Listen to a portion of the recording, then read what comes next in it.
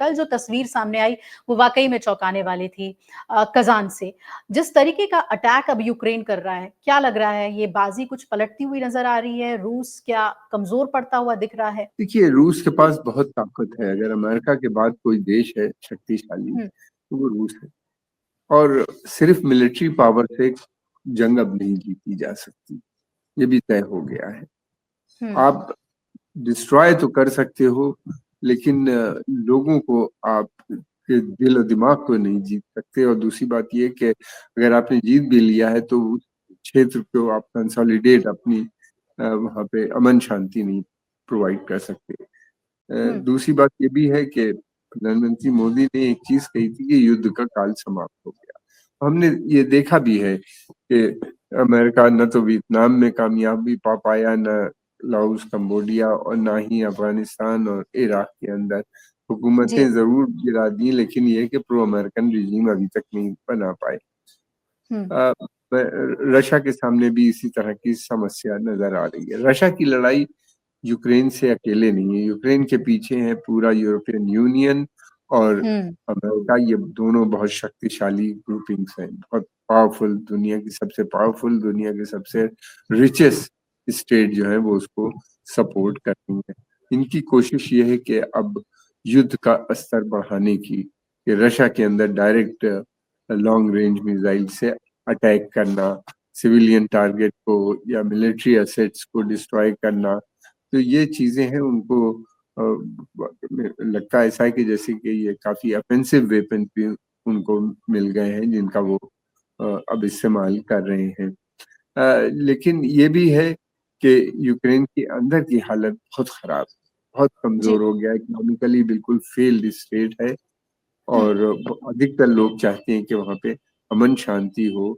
लेकिन ये कि डर इस बात का भी है कि यूक्रेन भी कोलैप्स हो सकता है। गवर्नमेंट और महज पता चला सिमट के कीव में रह गई है, हुँ, बाकी जो पे इनके लिए समस्या आ सकती है। जी, कोशिश लेकिन अमेरिका पॉलिसी है वो हुँ, बेसिकली रशिया में ये है कि रशिया बहुत बड़ा है, इसके विभाजन होना चाहिए, रशिया में डेमोक्रेसी आनी चाहिए, पुतिन का राज खत्म होना चाहिए, तो रशियन इससे खुश हो जाएंगे। हालांकि रशिया रशियन पब्लिक नहीं चाहती ऐसा।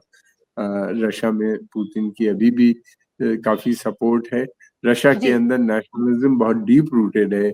और दूसरी बात यह है कि रशिया के अंदर चर्च का बहुत बड़ा रोल है।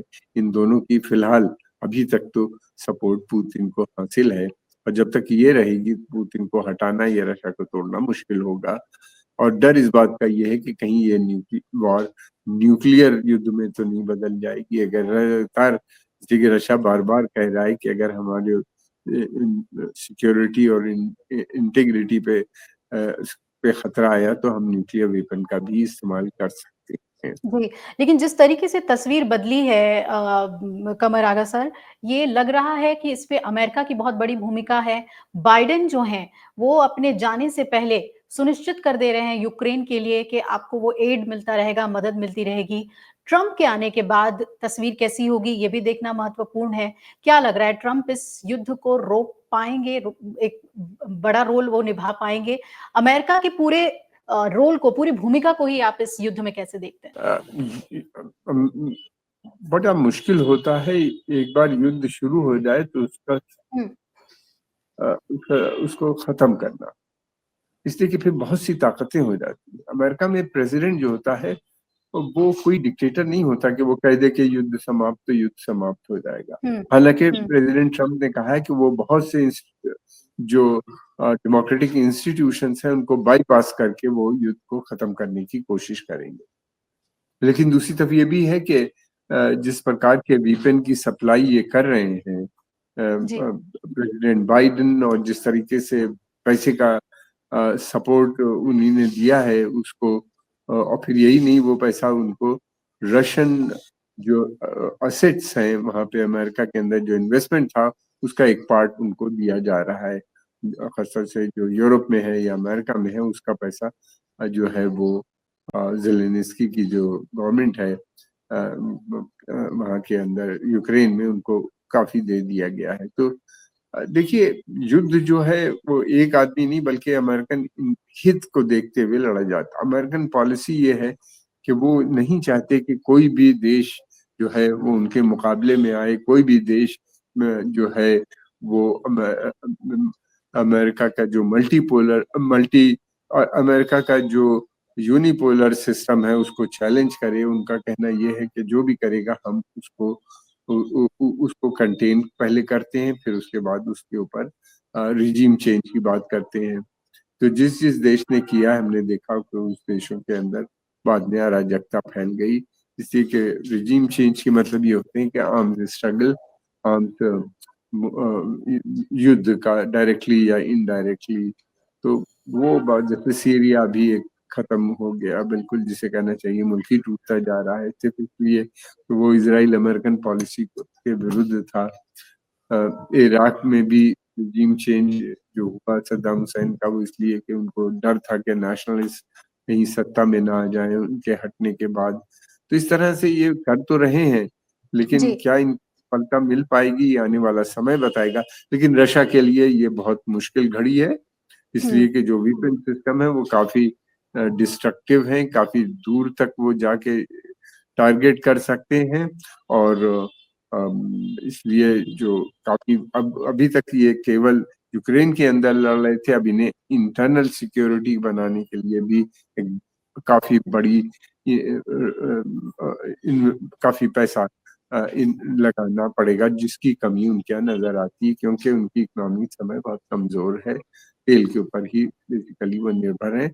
उनका जो फॉरेन ट्रेड था या वो सब काफी हद तक ठप हो चुका है सर अमेरिका के सैंक्शन। आखिरी सवाल मेरा, क्योंकि वॉरफेयर को आप बहुत बेहतर तरीके से समझते हैं।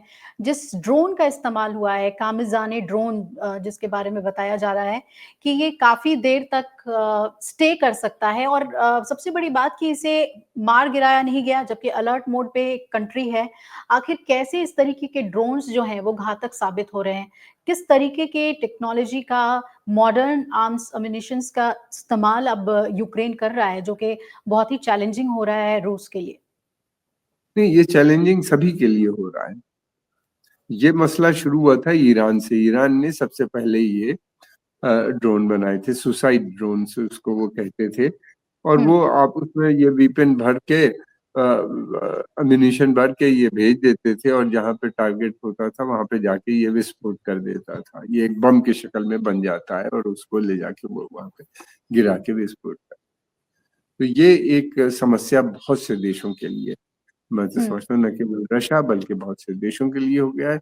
इसके ऊपर मैं समझता हूँ कि यूनाइटेड नेशन में इस पे चर्चा होनी चाहिए, और इस तरह के वीपन्स जो हैं, जो घातक वीपन है, यही नहीं बल्कि बहुत से और भी घातक वीपन है, उनको बैन करना चाहिए।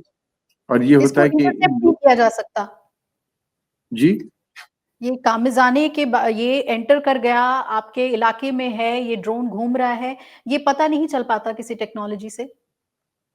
मुश्किल होता है पता चलाना, छोटे होते हैं लोग, बहुत नीचे लेवल पे इनको लेके जाया जाता है, जो रडार से स्लिप कर देते हैं। कई तरीका है। दूसरी बात ये भी करते हैं ये लोग कि एक साथ बहुत से ड्रोन भेज देते हैं। ये ड्रोन हुँ। बहुत सस्ते होते हैं, $5,000 $6,000 में बन जाते हैं। तो कई एक साथ भेज देते हैं। तो होता ये है कि डिफेंस मिसाइल सिस्टम जो होता है वो जी। कंफ्यूज हो जाता है। 3-4 को तो गिरा दिया, पता चला कि 5वां जाके हिट कर देता है टारगेट पे। इस तरह से इनकी अलग अलग तरीका है। दूसरी बात ये कि इसराइल के युद्ध में हिजबुल्लाह ने किया ये कि इनके जो पहले वो अटैक करता है इनके राडार्स के ऊपर, राडार्स को डिसेबल कर देता था। फिर उसके बाद इनके जो उनके जो टारगेट्स। आयरन डोम या दूसरा जो होता था डेविड हुँ। स्लिंग, उसको फिर क्षति पहुंचा हुँ। देते हैं। ये उन्होंने काफी किया है वहां पे। तो एक चीज कहीं अगर हो जाती है तो फिर दूसरी उसको, दूसरे कंट्री भी उसको फॉलो करने लगते हैं। तो अभी पूरी डिटेल रिपोर्ट नहीं आई है, धीरे पता चलेगा कि क्या हुँ। कौन सी टैक्टिक्स इन्होंने यूज की, किस तरह वहां तक पहुंचे हैं। लेकिन यह है कि टेक्नोलॉजी है उनके पास, ये कोई बहुत मुश्किल टेक्नोलॉजी नहीं, बहुत सिंपल प्लेन तरीके की टेक्नोलॉजी है, कोई भी देश बना सकता है। आतंकवादी भी डर इस बात का है कि कहीं बना के इसका इस्तेमाल न करने लगे, इसकी भी चिंता पूरी दुनिया को है। इस तरह से मैं समझता हूँ कि इसके ऊपर रोक लगनी चाहिए ग्लोबली। बहुत-बहुत शुक्रिया कमर सर आपका तमाम मुद्दों पर आपने अपनी बात रखी और हमें जानकारी दी। अंतर्राष्ट्रीय स्तर पर चाहे भारत का कुवैत के साथ संबंध को लेकर हो, हम समझ पाए कि ये कितना महत्वपूर्ण है, ये दौरा प्रधानमंत्री मोदी का और भारत-बांग्लादेश रिश्ते के अलावा रूस के ऊपर जो घातक अटैक कल यूक्रेन ने किया, उसमें क्या उसने तकनीक का इस्तेमाल किया, सुसाइड बॉम्ब का इस्तेमाल किया, ड्रोन्स के ज़रिए उसके बारे में भी आपने हमें बताया। अगर आप ये वीडियो YouTube पर देख रहे हैं तो हमारे चैनल को सब्सक्राइब कर बेल आइकन दबाएं और Facebook पर देख रहे हैं तो हमारे पेज को लाइक करें। 8 मिलियन प्लस सब्सक्राइबर, आपके इस भरोसे के लिए बहुत धन्यवाद।